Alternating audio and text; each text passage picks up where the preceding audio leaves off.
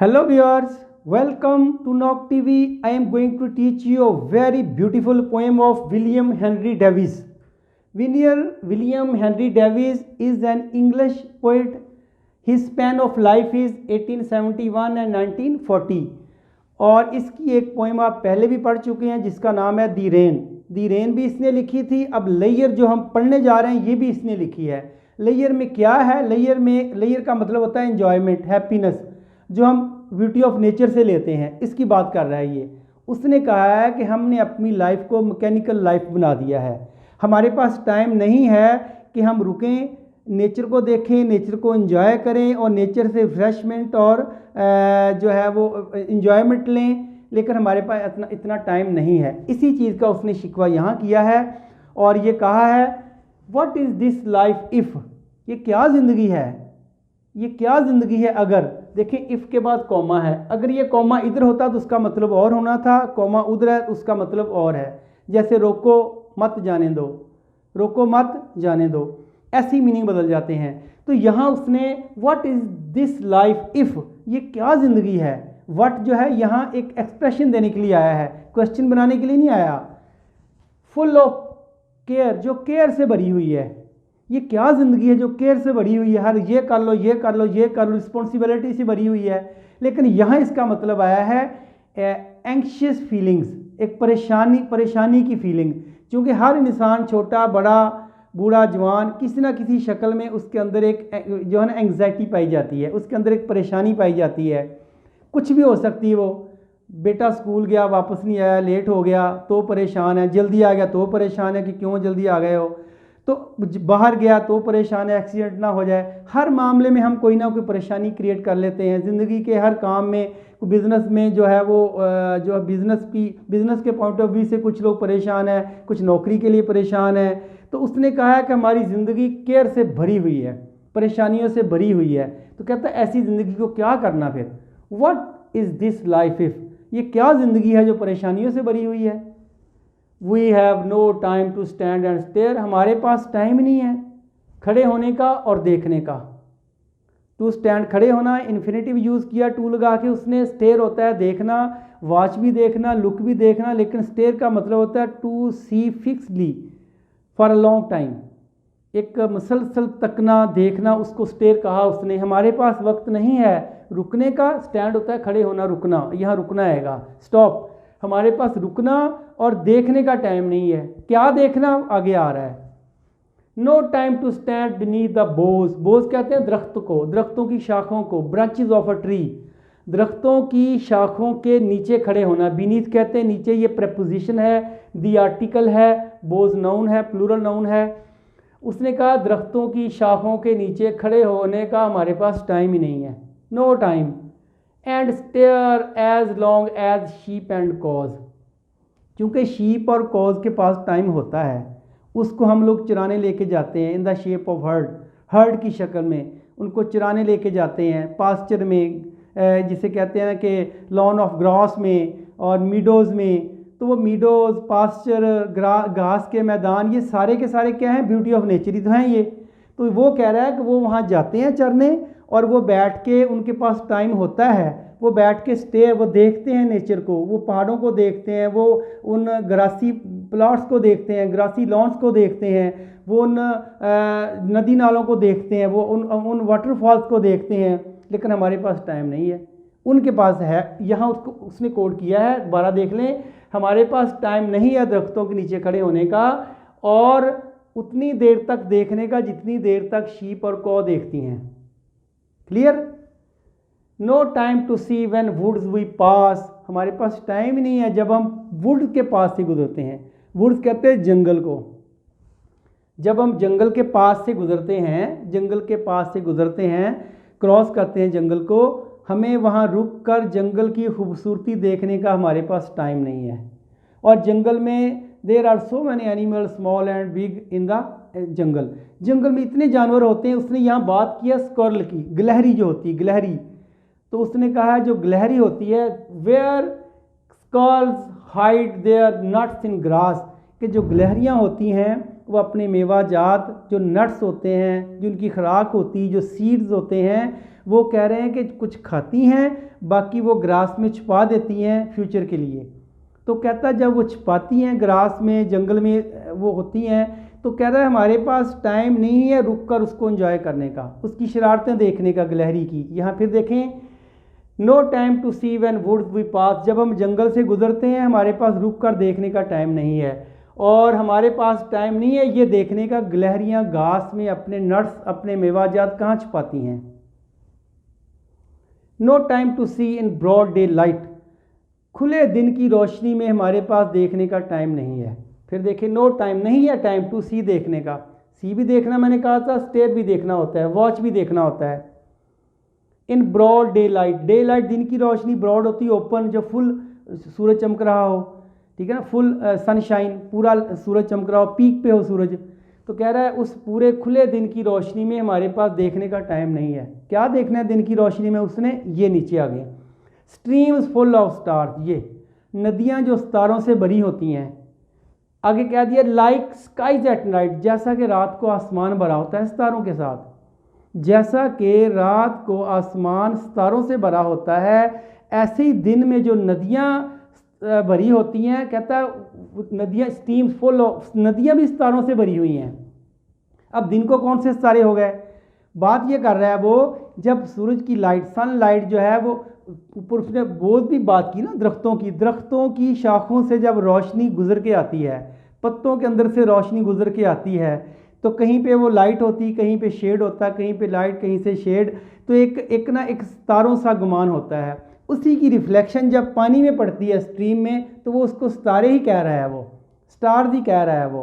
तो कह रहा है वो स्टार जो हैं वो दिन की रोशनी में ऐसे नज़र आते हैं जैसे रात को आसमान पे सितारे होते हैं। तो ये लाइक जो है ना, यहाँ लाइक लगा के उसने इसको एक सिमिली यूज़ किया, तशबीह यूज़ किया, फिगर ऑफ स्पीच यूज़ किया है कि उन जैसा रात के सितारे, ऐसा दिन की सूरज की रोशनी जो है वो भी मुझे सितारे नज़र आती है। No time to turn at beauty's glass, ये जुमला बड़ा इंपॉर्टेंट है। नो टाइम टू टर्न, हमारे पास वक्त ही नहीं है, नो टाइम वक्त नहीं है, टू टर्न एट होता है अटेंशन देना, तवज्जो देना, ध्यान देना, गौर से देखना, हमारे पास टाइम नहीं है तवज्जो करने का, देखने का। ब्यूटीज ग्लास, ब्यूटी देखें बी का कैपिटल भी बड़ा है और एपोस्ट्रोफी एस लगाया गया है। दो चीज़ें बता रही हैं, एक जानदार चीज़ है, लिविंग थिंग है, और लिविंग थिंग उसने लड़की के लिए लिया है, ये शी आगे आ भी जाएगा। उसने खूबसूरत लड़की को कहा है, जो लड़की का हुस्न पीक पे है। ग्लास होता है देखना, लेकिन यहाँ एज ए नॉन यूज़ हुआ है, यहाँ आएगा ऐसा हुस्न जो अपनी पीक पे हो, ऐसा हुस्न जो फुल ब्लूम्ड हो, जो पूरा खिला हुआ हो। तो यहाँ उसने कहा कि लड़की की खूबसूरती जो है वो देखने का हमारे पास टाइम नहीं है। तो यहाँ लड़की की खूबसूरती से वो कह रहा है ब्यूटी ऑफ नेचर को। देखें यहाँ, एंड वॉच हर फीट, देखो ना हर फीट, हर किसके पाँव, नेचर के पाँव, मतलब ब्यूटी के पाँव। ब्यूटी उसने गर्ल को कहा है तो हर ही कहेगा ना, हर फीट, उसके पाँव देखने का हमारे पास टाइम नहीं है। पाँव को क्या करना है, आगे देखें। हाउ दे कैन डांस, वो कैसे डांस करते हैं, क्योंकि ब्यूटी ऑफ नेचर डांस करती है। कैसे डांस करती, आप इसमें बहुत सी पोइम पढ़ चुके हैं, डेफोडिल भी पढ़ चुके हैं। यहाँ आपने देखा था डेफोडिल डांस कर रहे हैं, tossing their heads left and right, up and down dance कर रहे हैं। तो ये नेचर भी ऐसी होती है, हवाओं के साथ डांस करती है, बारिशों के साथ डांस करती है, तूफानों के साथ nature, beauty of nature dance करती है। पहाड़ों के ऊपर दरख्त किस तरह हिलती हैं, किस तरह वो जो है ना वो अपनी लश ग्रीनरी शो कराते हैं। तो ये सारा उसने कहा है कि हमारे पास उस खूबसूरत हुस्न को देखने का टाइम, उसके लरसते हुए पाँव के वो कैसे डांस करते हैं, ये देखने का हमारे पास टाइम नहीं है। और भी कुछ बताया है, देखें।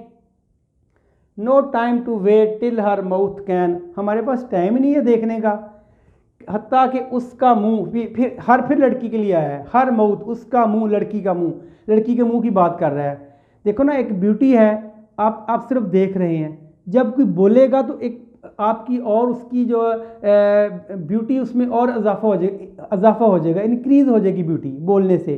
यहाँ कह रहा है कि उसके मुंह जो है कैन इनरिच दैट स्माइल, उसके मुंह से जो स्माइल है ना उसको वो इनराइच होता है टू मेक बिगर, ज़्यादा करना, बढ़ाना, टू मेक फर्टाइल, तो कहता है वो जो उसकी स्माइल को बढ़ा रही है चीज़, लड़की की बात कर रहा है, ब्यूटी ऑफ नेचर की बात कर रहा है कि उसकी जो खूबसूरती है वो उसकी स्माइल को बढ़ा रही है। आगे देखें, हर आइज़ बिगिन, जो उसकी आँखों से शुरू हुई थी। फिर देखें ब्यूटी जब भी आप देखेंगे आँखों से ही देखेंगे ना, आँखों से देखेंगे, मुंह के साथ उसकी एप्रिसिएशन करेंगे, मुंह के साथ तारीफ़ करेंगे, एडमायरेशन होगी मुंह के साथ, और देखेंगे आँखों के साथ या कानों के साथ सुनेंगे। तो दो ही सोर्स हैं आपके पास, देखना और सुनना। फिर आप एक्सप्रेशन मुंह से होता है, यही वो कह रहा है। उसने कहा है कि ब्यूटी जो डांस कर रही है उसके पाँव डांस करते हुए पाँव, उसके वाइब्रेटेड पाँव देखने का आपके पास टाइम नहीं है। और फिर कहता है उसकी जो हुस्न है वो मुंह जो आंखों से शुरू हुआ था उसके चेहरे पे स्माइल आते हुए कितना टाइम लगता है, कहता उतना भी टाइम नहीं हमारे पास देखने के लिए।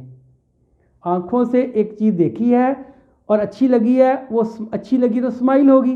कहता है वो स्माइल जो है ना, जो उसकी स्माइल को ज़्यादा बढ़ाती है चीज़, कहता है इतना टाइम हमारे पास नहीं है कि उसकी स्माइल देखने के लिए हम रुक सकें थोड़ा सा। क्लियर?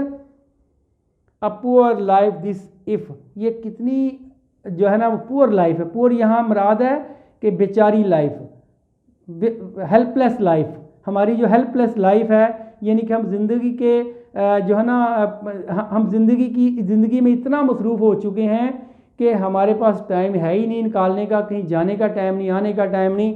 तो पुअर लाइफ, बेचारी लाइफ, अगर ये फुल ऑफ केयर है, अगर ये परेशानियों से भरी हुई है बेचारी life, we have no time to stand and stare, हमारे पास रुक कर देखने का टाइम नहीं है। तो अब इसमें ना कुछ एलिटेशन यूज़ हुई है। एलिटेशन ये होती है कि एक लाइन के अंदर दो या दो से ज़्यादा जो वर्ड होते हैं ना वो एक ही साउंड से शुरू हों, तो हम कहते हैं एलिटेशन यूज़ हुई है उसमें। देखो ना, पहले में देख लें, स्टैंड एंड स्टेयर, एस पहला उसका पहला एस है, स्टेयर का पहला एस है, तो दोनों की एस साउंड आ रही है, तो ये एलिट्रेशन है। इसी तरह बाकी पोइम के आप निकाल लें तो ये जो है, इसी तरह यहाँ देखें, स्ट्रीम है, स्टार्स हैं, स्काइज हैं, एस एस एस, ये एस की एलिट्रेशन है, तीन वर्ड इकट्ठे आए हैं। अच्छा, एक बात और बताता चलूँ कि ये पोएम जो है ना लेयर, ये ग्रेजुएशन में बीए में भी है और ये फर्स्ट ईयर में भी है, इंटरमीडिएट में भी है और बीए में भी है। तो इंटरमीडिएट में जो पोएम है उसमें ये दो जो है ना ये वाले, ये कपलेट, दो वर्स, टू वर्सेस, एक कपलेट, एक शेर जो है जो एफए वाली में नहीं है, इंटरमीडिएट वाली में ये जो है ना कपलेट ये नहीं है, ये शेर नहीं है। बीए वाली में ये शेर शामिल है।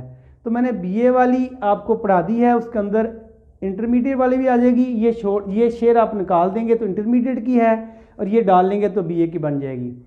तो अब इसके कुछ यूज़ हुए हैं राइमिंग। राइमिंग वर्ड होते हैं that give the same sound at the end, जिसकी आखिरी साउंड एक जैसी होती है। देखें ना, यहाँ केयर है, स्टेयर है, बोज है, कोज है, पास है, ग्रास है, लाइट है, नाइट है, ग्लास है, डांस है, कैन है, बिगैन है, स्केयर है और केयर है और स्टेयर है। ये राइमिंग वर्ड होते हैं।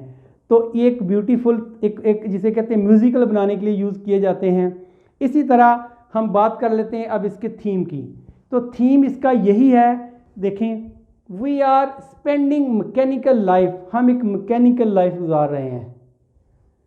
We are craving for more and more money to make our life easier and luxurious.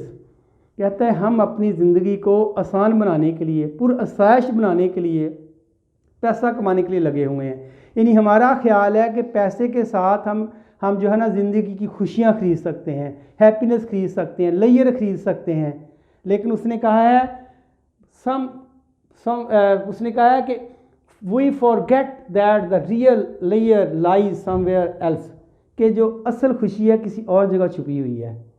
असल खुशी जो है, जो हमें रिफ़्रेश करती है, हमें रिचार्ज करती है, वो ये नहीं है पैसा इकट्ठा करना, वो किसी और जगह छुपी हुई है। कहाँ छुपी हुई है?